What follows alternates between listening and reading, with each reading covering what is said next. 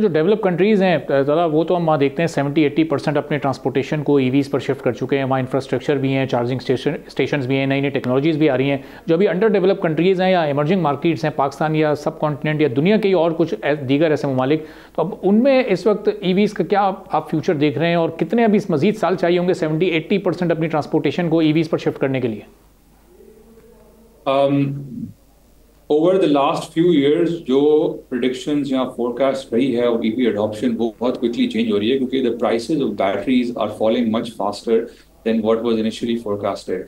उसकी मुख्तलिफ वजूहत हैं कि टेक्नोलॉजी जो है वो accelerating at an accelerating pace because of large scale manufacturing in China as well as multiple breakthroughs, जिसकी वजह से अडॉप्शन जो है बड़ी तेज़ी से बढ़ रही है।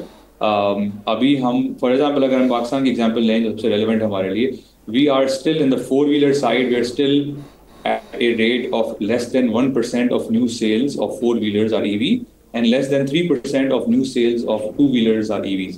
लेकिन ये जो चेंज है, जो स्विच है, वो अगले 2 से 3 साल में बहुत क्विकली आएगा and within by 2030 it is very likely कि 2-3 व्हीलर सेक्टर के अंदर हम up to 30% of new sales EV पे पहुंच सकते हैं क्योंकि प्राइसेस बहुत तेजी से गिर रही हैं, और फोर व्हीलर के अंदर हम बाय 2030 अप टू 15-20% पहुंच सकते हैं। स्पेशली अगर गवर्नमेंट ने industrial for fleet charging across motorways implement किए, जो कि बहुत इंपॉर्टेंट होगा, साथ में इलेक्ट्रिक ईवी व्हीकल्स को फर्दर पॉपुलराइज करने के लिए, तो फिर definitely we will see faster adoption.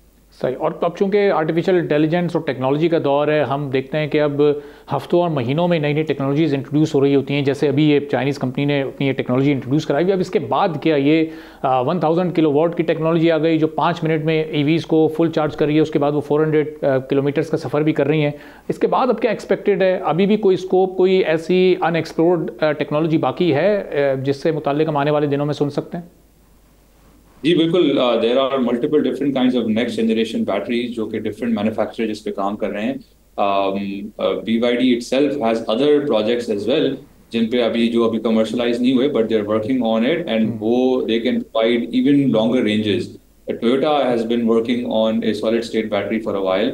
Solid state battery के अपने बहुत ज़्यादा फ़वायदे हैं, उनकी रेंज बहुत ज़्यादा है, up to 800 kilometre in a single charge, और उसकी लाइफ भी बहुत ज़्यादा है। वैसे ही सोडियम बैटरीज भी हैं जो करंटली बहुत सारे डिफरेंट मैन्युफैक्चरर्स जिसके अंदर ऊपर R&D कर रहे हैं। So in the coming years actually we will see these big companies, especially Japan अभी थोड़ा पीछे रहा है and they've been doing R&D. None of them have really launched a vehicle that can compete with the Chinese parts. We will very soon see in 2026 as well as in later part of 2025 announcement coming in from the large Japanese OEMs with their new battery technology breakthroughs as well.